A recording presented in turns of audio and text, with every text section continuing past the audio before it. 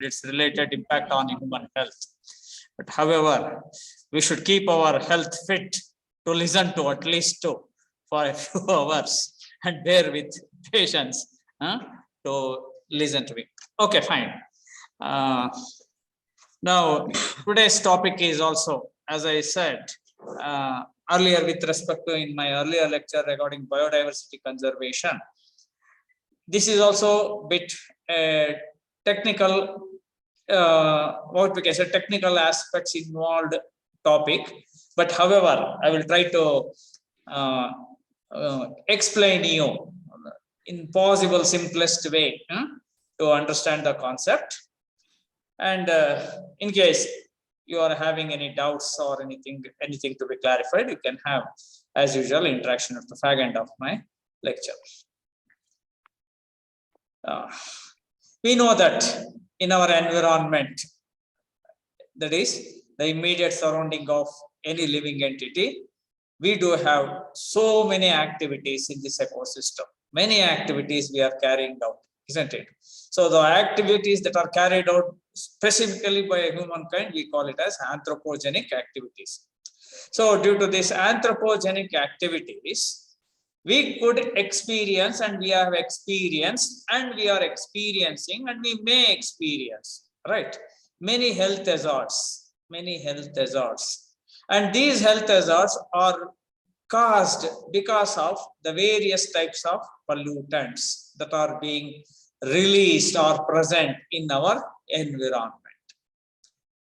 You may ask me one question: had these pollutants were not there earlier? Yes. Pollutants were there since the beginning or the evolution of this life on this earth, no doubt, but it was to a very, very minimal or a negligible extent, to an extent in such a way that it never used to affect any living entity. But as the advent of modern materialistic civilization, modernization, industrialization have taken place, we could also see the scaling up of the health hazards among the human beings. Now, what is pollution? So, we say always, oh, our environment should be clean and it should not be polluted. What exactly we would mean by, or one would mean by pollution? See, suppose when you look at anything out in the out world or in our outer environment, if it is not appealing to you, if it is not pleasing to you, suppose it is a dusty area, suppose it is a dirty area, so that physical appearance will not make you to feel comfortable. Or say, suppose you are passing by a lake or a water body or something else like that, you feel the filthy smell of a water body, which you do not feel it to your comfort, which you do not feel that it is pleasing. So any such change in the physical environment is nothing but pollution. Similarly, say suppose the water is muddy, you do not feel of using that water. Similarly, suppose any water body is having contaminated with many contaminants, like say the discharge of a domestic waste or an industrial waste or something else, by the virtue of which some chemical reaction might have taken place, so that it is not, you do not feel of using that water. Suppose the fresh water, if it becomes contaminated with salts of certain chemicals, and if the salts are dissolved in this water, and excess of saltiness in water is not comfort to the human beings for their consumption or for their utilization. So a chemical change might have been resulted because of the addition of certain chemicals in a media. So such changes in a media like water, wherein the chemicals may contaminate the water, which is not to the pleasing activities of a human being, is nothing but pollution. So also suppose you see a water body, if it becomes green in color or black in color, you never feel of using it. So it is because of the organisms, the living entities which are living in a water body can impart various coloration through their pigments or through their reproductive structures. Say some algal members, when they reproduce and give rise to the zygotes or whatever it may be, reproductive structures, they impart such black coloration to the water body. So that is not a pleasing one for any human being to use or consume. So a change in the biological characteristic feature may also be seen. That is, the water which is having the unhealthy growth of the organisms, so may also result in what we call it as a pollution. So that means any such undesirable change in the physical or chemical or biological characteristics of land, air, and water, we call it as pollution. So pollution can be defined precisely as a undesirable, any such undesirable change in the physical, chemical, or biological characteristics of air, land, and water. That's what is the meaning of pollution. Now, once I say that pollution is taking place, that means there will be introduction of certain contaminants into a water body or to an air or to a land surface. That is nothing but in your environment. It causes a sort of discomfort or an unstable condition or a disorder. So a disorder or an instability or a discomfort that is resulted in an organism, that is resulting in an ecosystem, is nothing but pollution. So even the noise or the heat or the excess of light exposure is also may act as the pollutant. So thus, in general, any such undesirable change which we can experience through the land, air, or water because of the introduction of certain contaminants or substances into our environment, which may result in the unstable condition or discomfort or even health hazards. So any such type of thing, we call it as pollution. So that is how pollution can be precisely defined. Now, what are the various types of pollution that we come across? So we come across air pollution, water pollution, noise pollution, thermal pollution, varieties, waste generation, all these types of pollution we are experiencing and we are coming across. Now, basically, what are these pollutants or the factors that in general that affect a human health? Factors. What are the factors that are affecting the human health? What is a factor? Factor is a part of an environment. Factor is a part of an environment that influences an organism, that influences a living entity. Now, what are these factors? Very broadly, these factors are categorized into physical factors, chemical factors, and biotic factors. Or we can say even the physical factors may also include the certain chemical characters changes. Edaphic factors we may experience, right? So biotic factors which may experience. So the physical factors include light, temperature, humidity, rainfall, all these things, that changes that we are experiencing, right, in our atmosphere or in our external environment, we call it as the the physical factors. They are the physical factors that influences an organism. The factors that are influencing through the land or soil, we call them as edaphic factors. EDAPHIC, edaphic factors. Similarly, the factors that influences the activities, living and everything of other living entities, right, by the living beings is called biotic factors. So plants, animals, human beings, they are all the biotic factors. So during their interaction, they influence each other. So thus, these are the three factors that are normally exercising a control or influencing the activities of the organisms, the physical factors, the chemical factors, and the biological factors. Among these factors, what are all the factors that are, because we can see the physical factors may also be act as pollutant, the edaphic factors may also be polluted, the bioactive factors may also be polluted. See, the pollutants released from the living entities or through their activities, we call them as biopollutants. Say, for example, pollen grains released from a flower may cause allergy. So you call it as a biopollutant. So likewise, any of these pollutants, right, that are released in the environment or ecosystem may affect the human health. Now, the human health basically depends upon the environmental health. Environmental health. That means if your surrounding environment is having clean air, water, soil, etc., your health also will be perfect.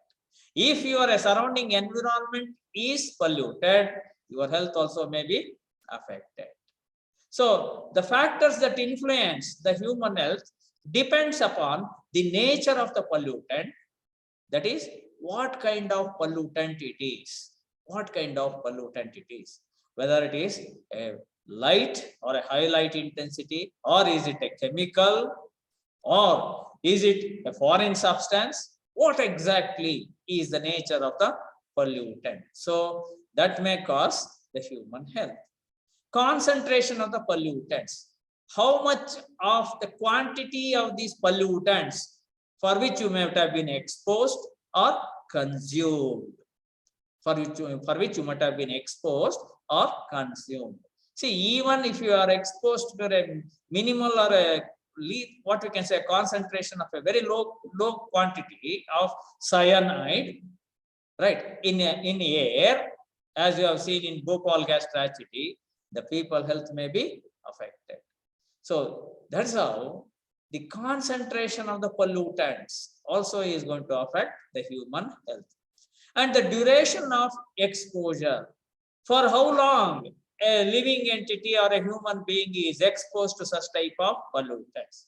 So if you are suppose normally respiring in your room or home, and if you are taking in oxygen and giving out of carbon dioxide, and if there is proper ventilation in your room or home, there is nothing to be panicked.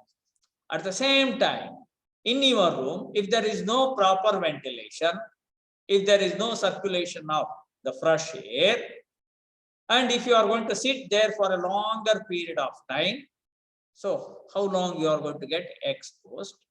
So based on the periodicity of exposure also, you may get affected with your health. For example, certain pathogenic bacteria, pathogenic disease causing microorganisms, if they prevail for a longer period in a warmer condition, and if you are exposed to such type of things, so you may get your health being affected.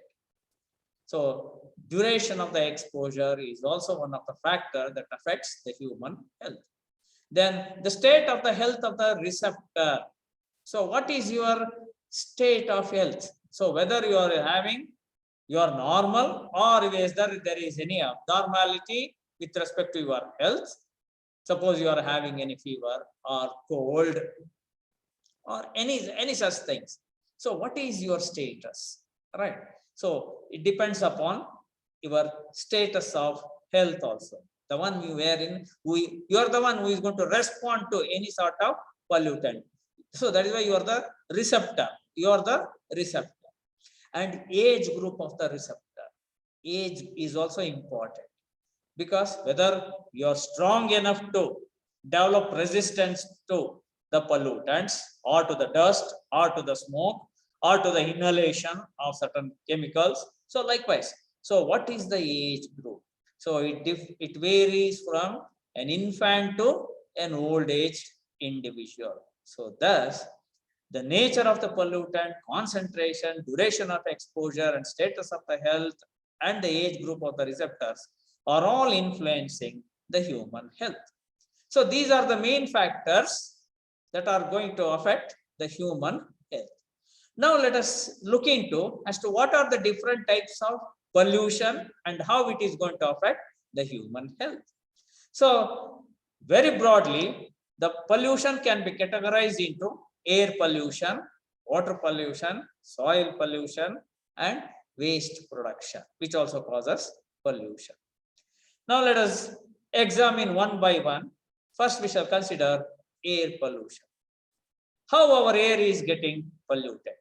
Probably all of you today, you are all experiencing, and we are seeing through the news or papers or media that Delhi has become the most polluted city. Right? They are declaring even holidays. People should not go and get themselves exposed. Sir, you are not audible, sir. What? Am I not audible? Audible, sir. Audible, sir. Audible, sir. Yes, here the system is all right. Suppose there is some problem with you, please better check it out. Huh? Okay. Now, even in the media, you have seen Delhi. So in Delhi, of course, there is a old Delhi part and new Delhi part is there. And you may be surprised. There are of the top 10 air pollutant cities, of the top 10 air pollutant cities in the world, as on today in 2021, 6 places from India are in the top 10 rank. 6 cities of India are in the top 10 places. And the first city in the world, the first highly polluted city is Lahore. Lahore of Pakistan is the most pollutant city. And the second place has been occupied by India, Ghaziabad. Third one is Delhi, that is the old Delhi. And the fifth one is New Delhi. Right. Likewise, there are various types of polluted cities across the world, and India, you see, look at in the top 10, about 6 cities of India are highly polluted. Now, with this pollution rate, and in the world, if you consider country-wise, Bangladesh is now ranking number 1 with respect to the most polluted country. Bangladesh is ranking number 1. Pakistan is ranking number 2. India is ranking number 3. Right? And Mongolia, likewise, there are various countries. Rank-wise, if you can search in Google, you will get all these positions of various countries across the world or cities. But as on 2021, just to say for your reference that as to in India, how we are having many such polluted cities, and we are ranking not only with respect to the human population, cattle population, and the richness of biodiversity, even with respect to in terms of pollution also, we are ranking with a good rank. Now, when the air pollution takes place, it's mainly because of the burning of the fossil fuels like petroleum or even coal or wood. Combustion of fuels releases various particulate matters into the environment. Through industrial activities, also you will see various chemicals, particulate matter, smoke, etc. are being released. And through natural process, through volcanic eruptions, also we can see the dust and other particulate matters are being emanated into the atmosphere. Now, likewise, mainly from these 3 sources, we can see our atmosphere is getting polluted.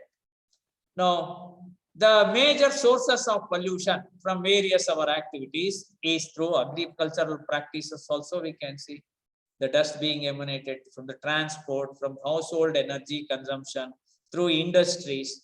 So, through all such means, we are seeing our air is getting polluted. So, outdoor air pollution affects both the urban as well as the rural areas.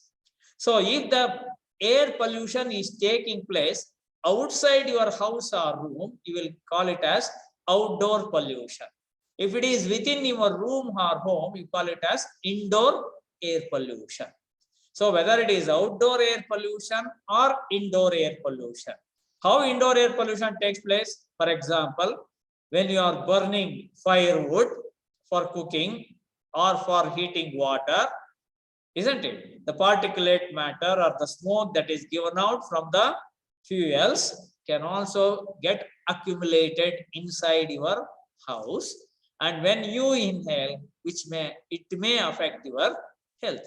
So thus we can see both indoor air pollution as well as the outdoor air pollution from various sources. So most of the common air pollutants that are being released in our environment are toxic in nature. That is very harmful to our body. Every part of our body is prone for such type of toxic effects. As I said earlier, it depends upon the concentration of the toxic substance for which we are getting exposed, duration for how long we are going to get exposed, and what's its quantity. So all these is going to influence an organism or a human being to affect a particular health hazard. So almost all possible types of pollutants that are being released in our environment are going to cause the human health problems. Now, what are these toxic air pollutants? Nothing but they are very much hazardous pollutants because they may known to cause cancer or reproductive effects or even the birth defects right from the unborn baby, which is in the womb of the mother, right from during her pregnancy period up to its development, when it comes out and when it grows, when it develops, when it becomes adult, when it becomes old. So at various ages, age groups, the individual may be affected by these pollutants. So that means the pollutants are not going to discriminate between any individual, for anything. So it may be right from its stay in the womb of a mother till it is going to develop into an old individual even after birth. So it may get affected because it gets exposed to various types of pollutants. So various problems. So for example, in children you may come across more wheezing and coughs, right? For example, asthma problem both in children and adults, even cancer related things, even respiratory problems. So all such type of things can be seen. So right from the young days to the old days. So these pollutants, remember, once they get inside the body, cannot be easily removed from the body, right? That we should bear in mind. They may get accumulated in various cells, various tissues, various organs, various systems. So at many places they may get accumulated, and once they get accumulated, they may start giving you the problem. Now, particulate matter, right? So I'm not going to discuss here about the various size of particulate matter with 2.5 microns, 10 microns of different sizes here. In general, what are these particulate matter? The small tiny particles that are given out into the air, which we call it as the particulate matters. When once they are released into the environment, they normally cause the respiratory problems.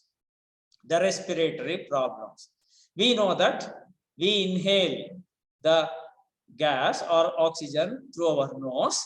Through the nose, it enters into the windpipe, which we call it as trachea technically. Then this windpipe is forked into two branches so we call it as bronchi. It enters into a bag-like structure called lungs, right? And inside the lungs, these further divides into many branches called bronchioles. And at the tip of each branch, there is a bladder-like structure called air balloon-like structures or air sacs-like structures called alveoli. Now, forget that. That means what I am trying to tell you is that you inhale or when you respire, you take in the gaseous components, And when you are taking the gaseous components, your nose does not filter as to which type of gas you are taking, how much of particulate matters in the gas is entering into your body. Like that, absolute filtration will not be done in your nose. So the result is that you are going to inhale various, what we can say, particulate matters which contain chemicals like the particles of the sulfur dioxide, hydrogen sulfide, oxides of nitrogen, all these things. When they enter into your respiratory tract, so it may cause various diseases. And when these such type of particulate matters of these gaseous components are released in our environment, remember, in our surrounding environment, there will be water vapors also. There will be water vapors in the atmosphere. So water vapors in the atmosphere can combine with the smoke given out from the industries or the moving vehicles, right? So with all these things, the smoke and the water vapor, nothing but fog-like, they combine together to form smog. So smog is a combination of two terms, smoke and fog. So both of them combine together to form smog.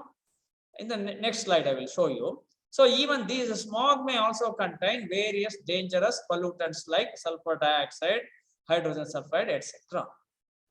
Smog is the combination of smoke and fog. It is a man-made air pollutant because you are the one who is going to release the smoke through your automobiles or industries, which may combine with the water vapors in the atmosphere to form the smog. The term was coined by the scientist H.A.D. Vaux. H.A.D. Vaux was the scientist who coined this term smog, combination of smoke and fog. Now there are two types of smog. One is called photochemical smog, another is industrial smog. That means the formation of a smog, that is the combining of water vapor with the smoke to form a thick cloudy mass like, right, stage in the atmosphere. If it is formed under the influence of the light, due to certain chemical reactions, you call it as photochemical smog. And if it is through the industrial activities, you call it as industrial smog. So smog is going to be formed by the interaction of smoke and fog, and this smog is under the influence of light, through which various chemical reactions, during which these reactions take place to form the smog. It is called photochemical smog, and through industrial activities, it is called industrial smog. What is this Los Angeles smog? So photochemical smog is also referred to as Los Angeles smog. It is because this smog is formed because of the photochemical reactions. So the chemical reactions under the influence of sunlight, so that takes place, and these reactions are taking place with the emissions given out from the vehicles. Say when you burn petrol, so oxides of nitrogen is liberated. So these oxides of nitrogen and other things may react with another compound like ozone, hydrocarbons, etc. to form the various substances like, technically speaking, peroxyacetyl nitrate, etc. So we shall not go into all those details. So photochemically, it is going to be produced because of the reaction of smoke and fog, and this smoke is released from various motor vehicle emissions, and it appears to be brown in color, and that is why. And this smog is called Los Angeles smog because maximum fatality, right? The people died when they get exposed to this smog in Los Angeles for the first time, and that's why it is called Los Angeles smog. And when it is also brown in color because of certain chemical substances like oxides of nitrogen, when they react with the water vapor and other things, it imparts a brownish coloration, brownish cloudy appearance in the vicinity. So that is why sometimes people call this Los Angeles as brown air city.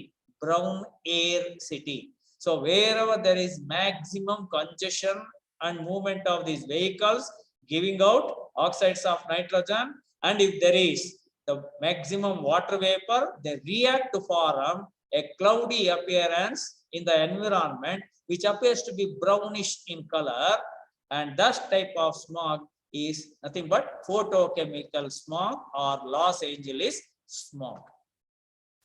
Now you look at this. So in one of the sites here, I am showing you the city, Los Angeles city is right. Is whenever there is no too much of fog and the smoke, how the city looks like. But when the photochemical smog is formed, look at how the city looks. Sir, not audible, sir. Hello. Hello, sir. Not audible. Sir, unmute the mic.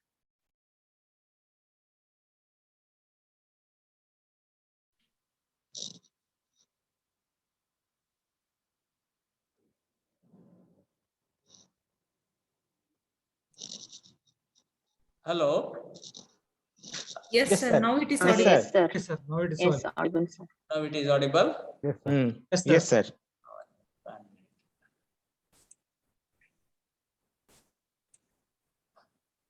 There is.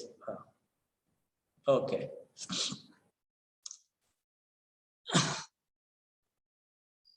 Slide share ಆಗಿಲ್ಲ sir. Okay. Huh? Slide share ಆಗಿಲ್ಲ sir. Slide share ಆಗ್ತಾ ಇಲ್ವಾ? ಕಾಣ್ತಿಲ್ಲ. One minute.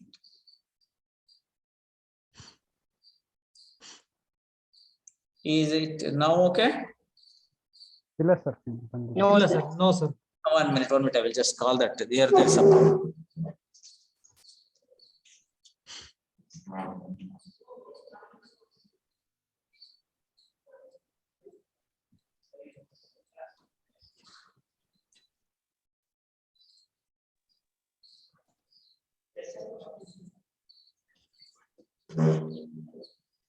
Oh, 1 minute. Just take a slide share ಆಗ್ತಾ ಇದೆ ನೋಡಿ. ಅವ್ರಿಗೆ slide ಕಾಣಿಸ್ತಾ ಇರುತ್ತೆ.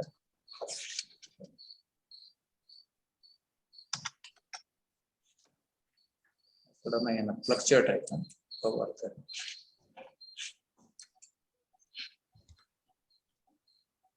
ಇಲ್ಲ ಇದಕ್ಕೆ ಮಾಡ್ಬಿಡಿ, ಕ್ಲೋಸ್ ಮಾಡ್ಬಿಟ್ಟು ಮಾಡ್ಬಿಡಿ.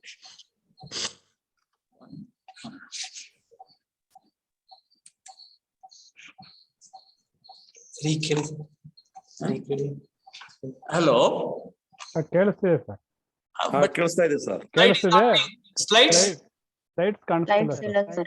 Slide ಕಾಣಿಸ್ತಾ ಇಲ್ಲ. ಸ್ಲೈಡ್ಸ್ ಕಾಣಿಸ್ತಾ ಇಲ್ಲ. ಸ್ಲೈಡ್ ಶೇರ್ ಎಲ್ಲ ಹಾಕಿಲ್ಲ.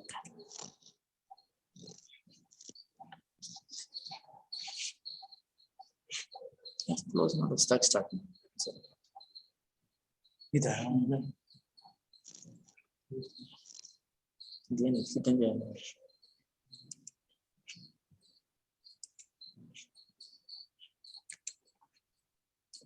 ಒಂದು ನಿಮಿಷ ಇಲ್ಲಿ.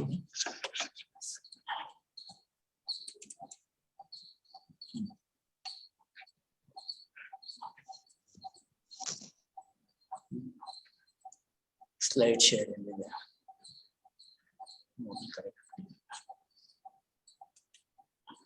ಇದೆ ಶೇರ್ ಸ್ಕ್ರೀನ್ ಅಂತಿದೆ ಸರ್. ಅದೇ ಶೇರ್ ಸ್ಕ್ರೀನ್ ಅದ್ರ ಮೇಲೆ ಕ್ಲಿಕ್ ಮಾಡಿ. ಶೇರ್ ಮಾಡಿದ್ರೆ ನಿಮ್ಮ PPT ಓಪನ್ ಮಾಡಿ. ಅದೇ 1 minute.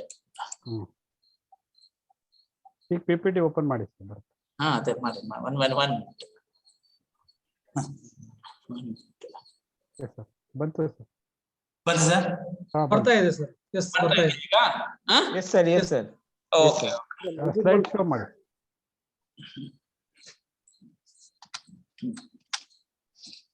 Okay, you're seeing. Yes sir. Okay.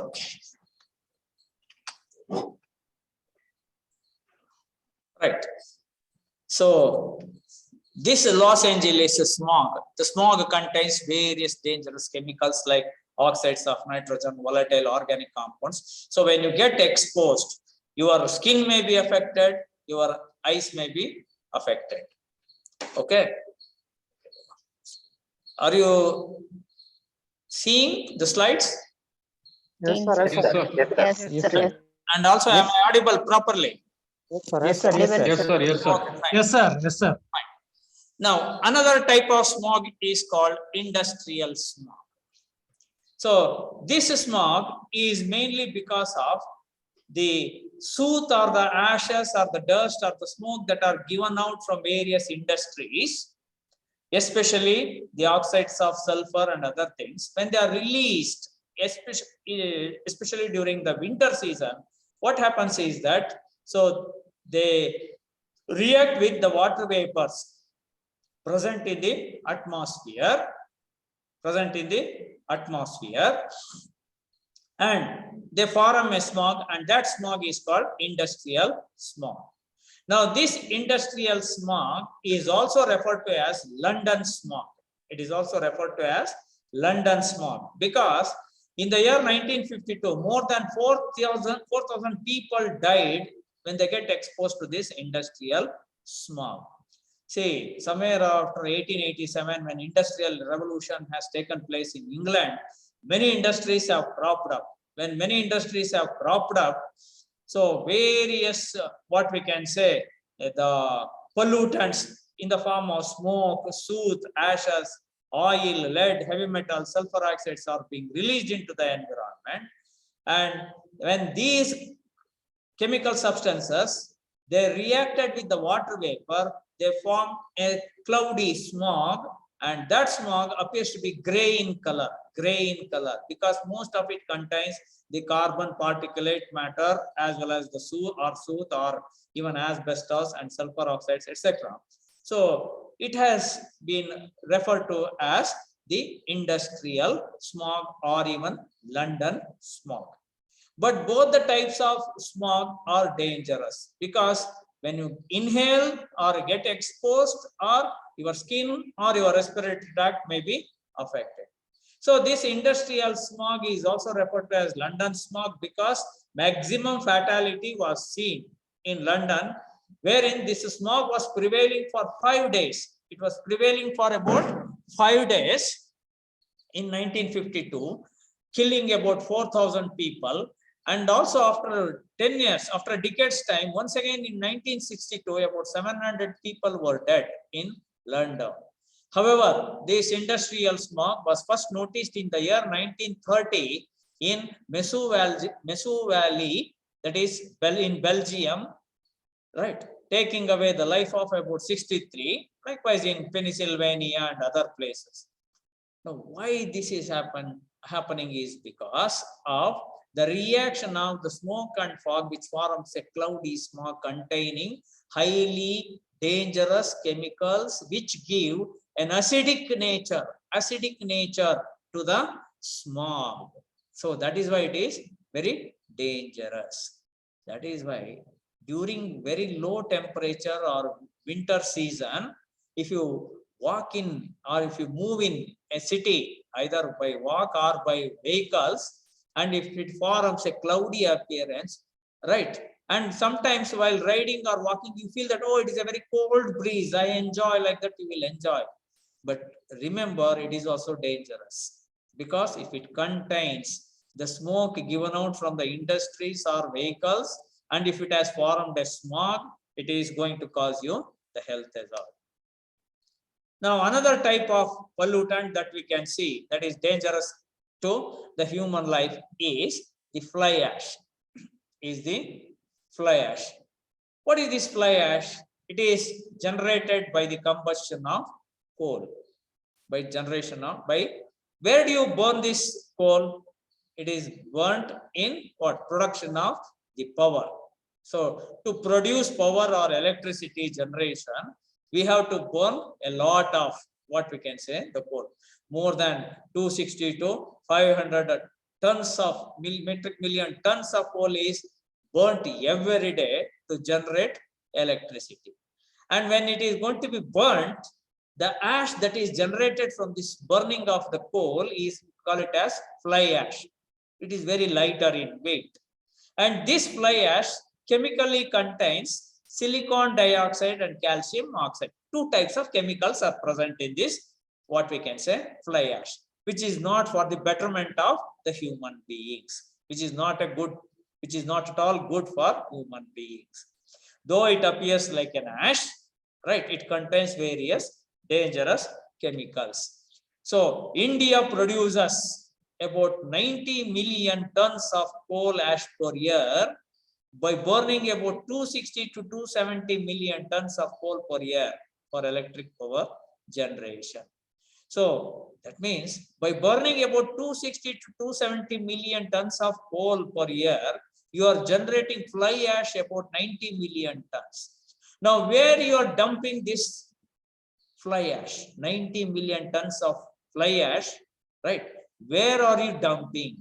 So you are dumping either on a land surface or in a water body. Our geographical area is limited. We just occupy 2.47% of the world geographical area.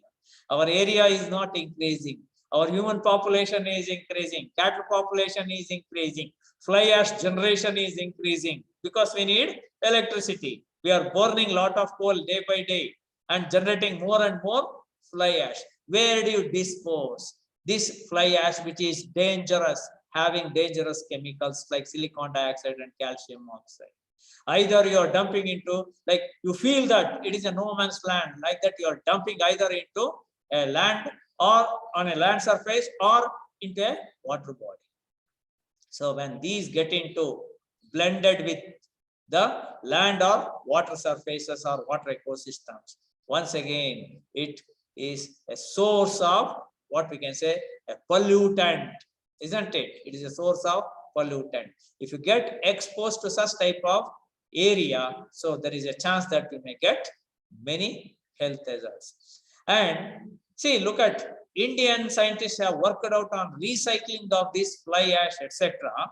And they could standardize certain methodologies. Though Indian brains are there behind, what we can say, the utilization of this fly ash, but the rate of utilization of this fly ash in India is well below 5%, while in Germany, it is about more than 80%. So the foreigners are making use of the technology or the expertise found out by Indians, but Indians themselves are not adopting this for their own betterment. So with the present rate of generation of the fly ash, how much of land area you require? About 50,000 acres of land is required for fly ash disposal every year. So from where do you get it? This much of land only for what? Disposal of the fly ash. So, and when this fly ash is going to be released into the environment, you may develop chronic cough, a cough that is going to prevail for a long period of time, irritating your respiratory tract, asthma, pneumonia, tuberculosis, skin diseases, leprosy. So many such type of chemicals that are going to be released through the fly ash, if at all is released into the environment. These are the problems that one is going to face. So it is this fly ash is responsible for about the premature deaths. According to some statistics, about more than 460,000 premature deaths because of the particulate matter that is consumed by the individuals is resulted. That means when they get inhaled, these particulate matter, mainly because of the respiratory problems and other dangerous chemicals that are entering into the body, so you are going to die. So more than premature, even before maturation itself, that means the younger individuals are mainly exposed, or when they get exposed, they do not have that much of what we can say the immunity or the susceptibility to resist such type of what we can say the pollutants. So that is what is due to air pollution. Now another type of health hazards that is caused due to the air pollutants is the acid rain. How acid rain is related to air pollution? Mass. We know that through industries, when you when we give out sorry, give out sulfur dioxide into the atmosphere or oxides of nitrogen into the atmosphere. These particulate matter containing these chemicals, they move in the atmosphere, they disperse in the atmosphere, they combine with the water vapor, and during the time of precipitation or rainfall, so when they combine with water vapor, they reach to the earth as acid rain. So sulfur dioxide particulate matter, when it reacts with water, that is H2O, it forms sulfuric acid. So, and these occurs especially during the rainy season or precipitation time, during which if the particulate matter of the sulfur dioxide and the water combine, they form sulfuric acid vapors, which may drain into the land surface or to the earth surface through acid rain. So acid rain is the one which is highly acidic in nature. Normally, scientifically, the pH value, that means hydrogen ion concentration, we say the pH value of water is going to be determined. It should be neutral. Neutral value is 7. If it is below 7, we say it as acidic. If it is above 7, we call it as alkaline. But in acid rain, this acidic nature, that is this value, pH value will be well below 5.6. So that means if the pH value is well below 5.6, so you call it as acid rain. So if this acid rain takes place, once again, it is not for the betterment of the human beings. So when they get exposed, whenever the rainfall is there, whenever precipitation is taking place, none of us are going to test whether it is acid rain or not before getting ourselves wet in the rains or exposed in the rains. But at many places, it so happens that because of the formation of this acid rain, without our notice also, we may get exposed. So when we inhale, right, we may find it very difficult to breathe in. And when we inhale all these types of compounds, the acidic vapors, etc., and we see that oxides of nitrogen, sulfur dioxide enter into our respiratory tract, so we feel it very much difficult to breathe. So that is how acid rain is also going to affect the human health. Now, another health hazard that we normally associated with the air is ozone, depletion of the ozone layer. So ozone layer must be in the stratosphere. It should not be in the troposphere. So at ground level, it is a hazardous substance. It is going to form the photochemical smog. It going to, right, as a constituent. But when it is in the stratosphere, it prevents the ultraviolet radiations being penetrating into the Earth's surface and causing various health hazards. If there is a depletion of the ozone, then automatically the penetration of the UV radiations will be more and more. When your body gets exposed to such type of UV radiations, naturally you will get various types of diseases like skin cancer, sunburn, even eye damage, cataracts, even what we can say melanoma disease. Melanoma is a pigment in the skin. So there will be the alteration in the synthesis of this melanoma, right, in the skin. So sometimes even in your body, the DNA that is present in each and every cell, it may undergo sudden and heritable change. Sudden and heritable change is called mutation. So it may cause various diseases, right? So that means when any such mutations or any such changes takes place, your body may not be in a position to resist the change, which may not sustain, your body may not sustain, and it gives ample scope for your body to various foreign agents like microorganisms such as bacteria and viruses to invade and cause diseases. So that is how even the depletion of the ozone layer is going to affect the human beings. And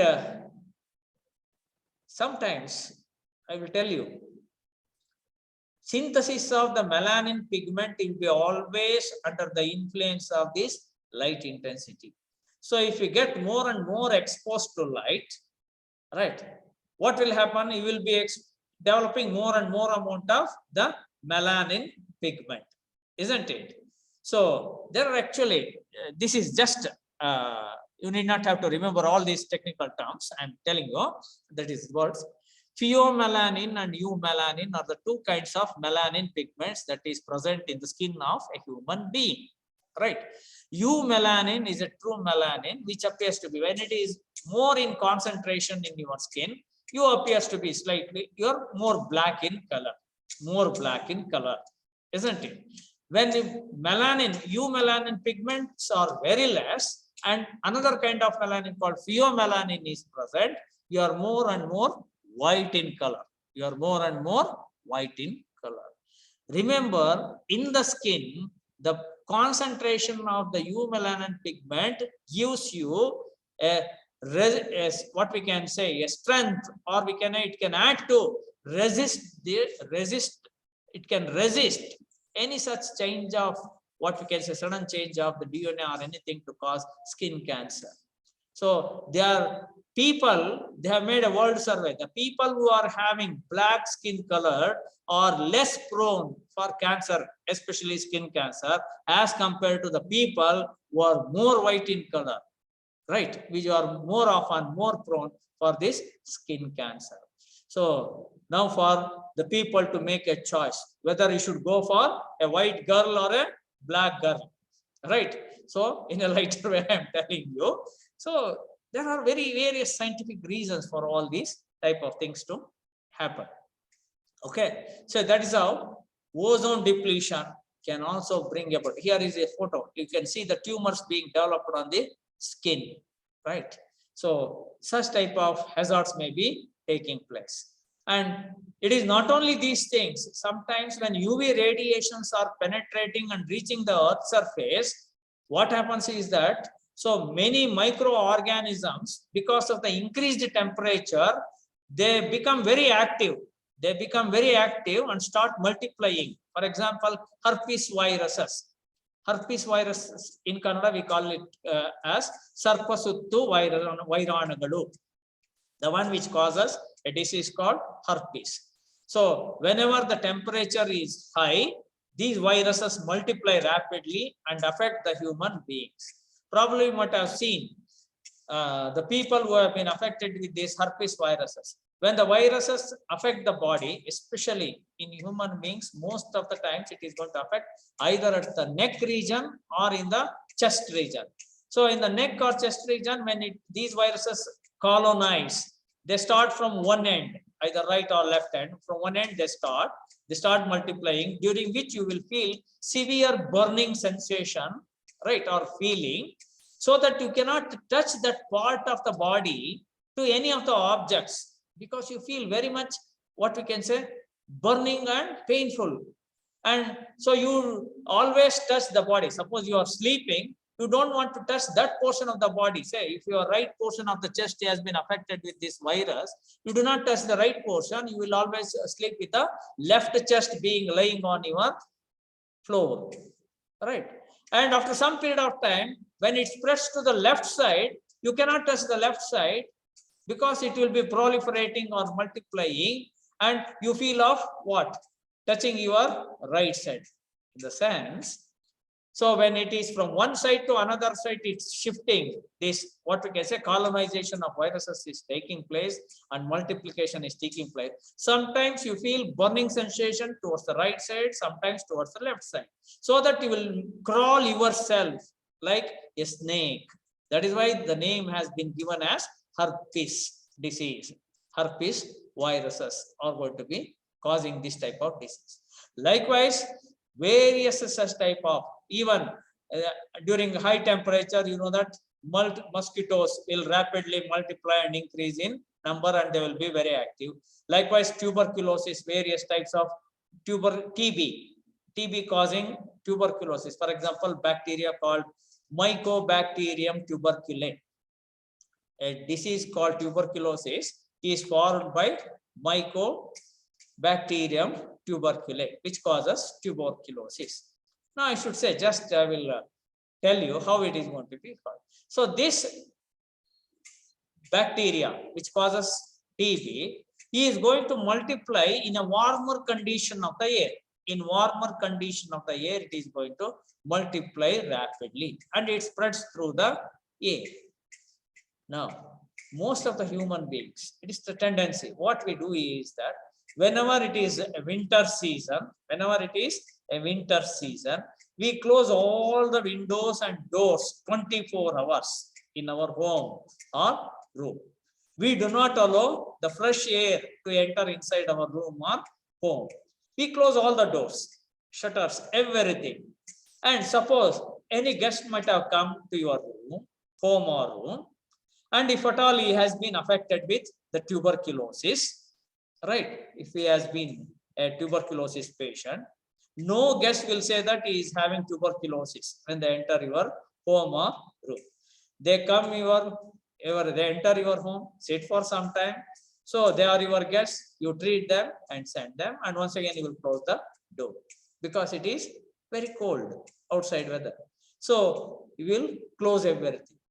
Now what happens is that the bacteria, the disease, the patient who has visited your house, so he is having tuberculosis. So the bacterium that is being released through respiration of that individual have entered into your room and your room has become warmer.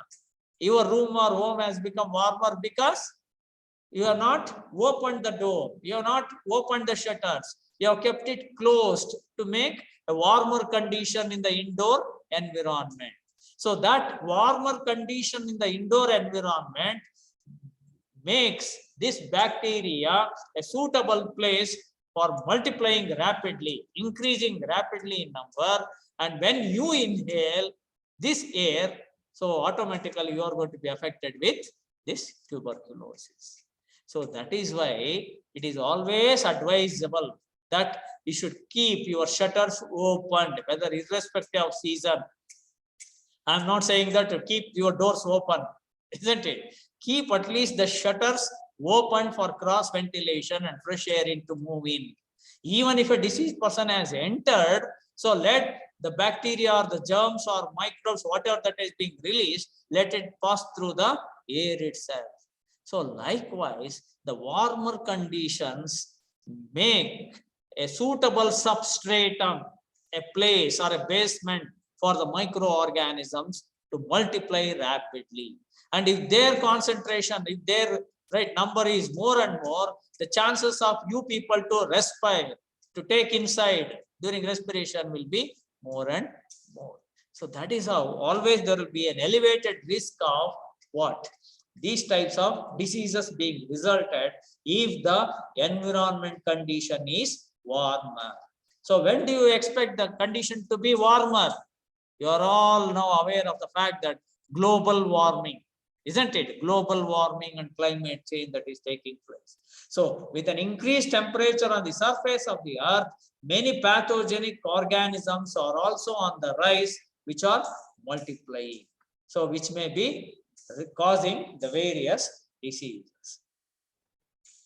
Now, in general, any such type of pollutant, air pollutant, when you are going to take inside your body through respiration, and if it is going to affect especially your respiratory tract, difficulty in breathing, difficulty in having the exchange of gases. So medically, it is going to be termed as that respiratory problem as pneumoconiosis. Pneumoconiosis is a medical term that is used to represent the respiratory problems that is going to be there because of the inhalation of the air pollutants such as particulate matter or oxides of sulfur dioxide or oxides of nitrogen or even ozone or any such particulate matter, air pollutant. If you take inside through the nose, it may affect your respiratory tract. That is why it is medically termed as pneumoconiosis.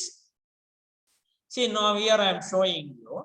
This is the nose through which you will inhale the air and it enters into the windpipe. This is the windpipe. This is the trachea. It is branched into two branches, main branches called bronchi. It is called bronchi. Now these bronchi enters into the lungs. You can see here the lungs being present. So inside these lungs, there will be entering of these bronchi, which is further divided into branches. It is like a root system. Several branches are developed. They are called bronchioles. They are all technical terms. Just observe here. You need not have to remember all these technical terms. I am showing you how the air enters through this passage. So it is a major windpipe, then enters into bronchia, then the bronchioles like this. And at the tip of this, there will be black balloon-like structures. Here I am showing you. When it enters at the tip here, at the tip, there will be like a bunch of grapes. Like a bunch of grapes, balloon-like structures are present. These are called alveoli, medically, or air sacs. The air that you take inside will enter here. So come through these bronchiole and ultimately enter into this bag-like structure called air sacs, and this will swell. This will swell. When you take air inside the bronchi, through this, look at this. Through this, you are going to take your windpipe, enters here, and then it will be entering here, and ultimately it enters into these bag-like structures. Looks like bunch of grapes. So these bag-like structures swell, balloon-like structures. Just like when you blow up the air inside a balloon, it will be swelling. So you will be swelling. And when you release the air, it will compress. Once again, sorry, I think I just moved the slide here.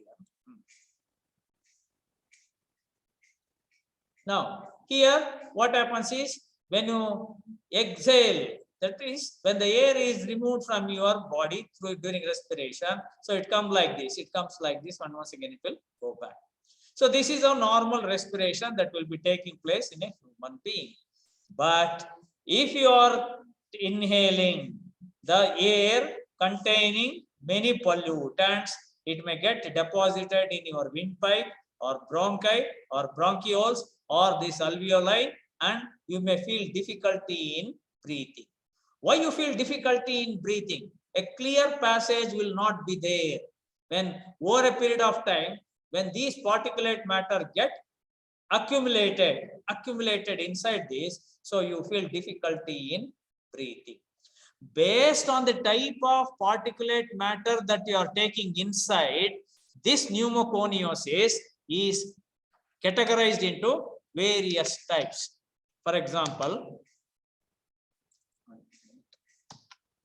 yes, if the dust contains coal dust, the pneumoconiosis, the respiratory problem is called anthracosis. If the dust that you are inhaling is containing silica, these are all certain particulate matters of chemicals, it is called silicosis. Asbestosis. Iron, siderosis. You are not inhaling iron here. Instead, iron, when you are exposed to iron dust particles, especially in the mining industries, your eyes become reddish in color. And you will see watering of the eyes, etc. So that condition, you call it as siderosis. So I will show you 5 photos for all these things as examples. Similarly, if you are exposed to sugarcane dust in your factory or in your fields when you are cutting or dressing or cleaning, so the dust particulate matter or the fibers of the sugarcane which enters through your nose during respiration, so you call it as bagasosis. Similarly, when you are exposed to cotton dust, textile industries, so you get a disease, respiratory problem is said to be byssinosis. When you take the smoke of a cigarette or chew the tobacco, you get tobaccosis or lung cancer. And the grain dust, it is normally occurring only among the farmers. Farmers, what they will do, they take these, they separate the grains from the tassel, then in the these are separate muddy when they are dressing and cleaning these things, grains, the dust that they are going to inhale through the respiration results in the perforation of the lungs, holes in the lungs, slits in the lungs. So that is why it is named as farmer's lungs. So all these types of disease, I will show you a file photo during which you can remember. So when all such type of dust particulate matters are inhaled and it is going to affect the respiratory diseases, the disease is called pneumoconiosis. Based on the type of the dust particulate matter that are taken inside, it is named as anthracosis, silicosis, asbestosis, likewise various types. Now look at this file photo. If an individual is going to inhaling the coal dust, anthracosis, it is in a patient how the lungs have become totally blackened, black lungs. So you can see here. So these dust particulate matter have been firmly adhered to the lung tissues. So when they are firmly attached and adhered to the lung tissues, a normal activity of the lungs cannot take place. A normal activity cannot take place. That is, the metabolic activity of these lungs are going to be affected. That is why you will see the respiration is going to be affected. See, look at this individual, wherein if the silica is getting accumulated, he get silicosis, right? And asbestos. So here, if the individual is exposed to asbestos dust, he gets a disease called asbestosis. Now the air will be entering here and find it difficulty because of their accumulation. So the structure of this bag-like structure or structure of the bronchiole or structure of the bronchi or the trachea, all these things may get denatured, deshaped. So there may be alteration in their internal structure. So resulting in such type of respiratory problems. Similarly, when you are exposed to iron dust particulate matter, look at the rusty appearance of the eyes. So the rusty appearance of the eyes, right, you call it as siderosis. You call it as siderosis. So thus all such type of what we can say the particulate matters which is going to affect the respiratory tract of an individual, resulting in respiratory problems based on the type of the respiratory, based on the type of the particulate matter, various types of pneumoconiosis is given. That is what I showed you. Pneumoconiosis is a general medical term based on the type of specific particulate matter that is going to be entering your body and causing a disease. It is named accordingly as anthracosis, silicosis, asbestosis, likewise cane fiber, that is sugar cane dust, bagasosis, cotton dust, resinosis, tobaccosis, and farmer's lungs. So, if I show you here, this is cotton dust. Due to cotton dust that has been inhaled, you look at this. The entire thing has become brown in color. So it is also called brown lung disease. Brown lung disease. It is also sometimes referred as occupational asthma. Occupational asthma. The individuals find it difficulty in breathing. Now, if you inhale oxides of nitrogen, just I would like to say 2-3 slides before giving you a break here. Look at this. Oxides of nitrogen given out from the automobiles or industries or anything. It results in a disease called bronchiolitis. Bronchiolitis. What happens is that when you inhale these particulate matter, it enters into the bronchi, enters into the bronchioles, and then like this. Now, a sectional view, if you slit it longitudinally, inside it looks like this. Inside, there is a channel. You can make out the space through which. So this space is having on either side the wall layers. It is just like a pipe. It is just like a water pipe. A water pipe is having a covering, outermost layer. Inside it is hollow, through which the water rushes. So similarly, or the water flows. Similarly here, look at this. Inside this, you can make out here, when you take inside the air, it passes through like this. But if this air contains the pollutants, air pollutants, so what happens is that they get deposited here on the wall layers, inner wall layers. They contain living cells. They contain living cells. When these particulate matter get deposited here, so it causes the inflammation of the cells of the wall layer.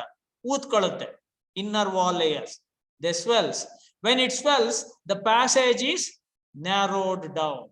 The passage is narrowed down. So that is why the flow of the air becomes difficulty, isn't it? So the flow of the air becomes difficulty. So on the inner wall layers of this tube-like structure, the inflammation of the wall layer takes place because of the deposition of the particulate matter of oxides of nitrogen, which results in the inflammation of the cells, swelling of the wall layer takes place, so that the passage here is a clear passage, here it is narrowed down. So when it is narrowed down, the flow of the air will be obstructed. So that type of health hazard, you call it as bronchiolitis. Not audible, sir. Yes.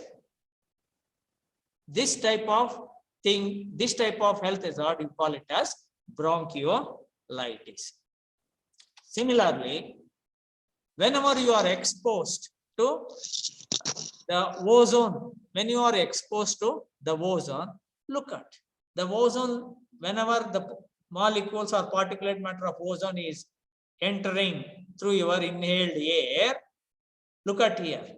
So it enters into the lungs, and in the lungs there is the bronchi and then the alveoli. Now, when it has entered here, see the inflammation, it is darkened here. The inner wall layers have become inflamed. The passage is narrowed down. Then the shape of these bag-like structures called alveoli should be a perfect spherical or oval in shape. They have become constricted here and there.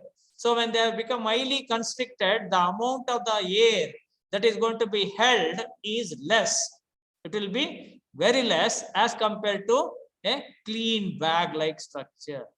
So that is, you want to fill this alveoli, you have to forcibly allow the air to take an inside, and it should become a perfect balloon-like, which is not going to be possible, because these ozone particulate matter have resulted in the inflation or constriction like of these alveoli, and also the inflammation of the bronchi, so that you feel difficulty in breathing, because it has constrictions are taking place here and there, both with alveoli as well as the bronchi. The disease is called bronchoconstriction. It is called bronchoconstriction. So this is once again. And similarly, when you are exposed to the smoke of a cigarette like hydrocarbons, it may result in various types of cancer, and especially in lungs.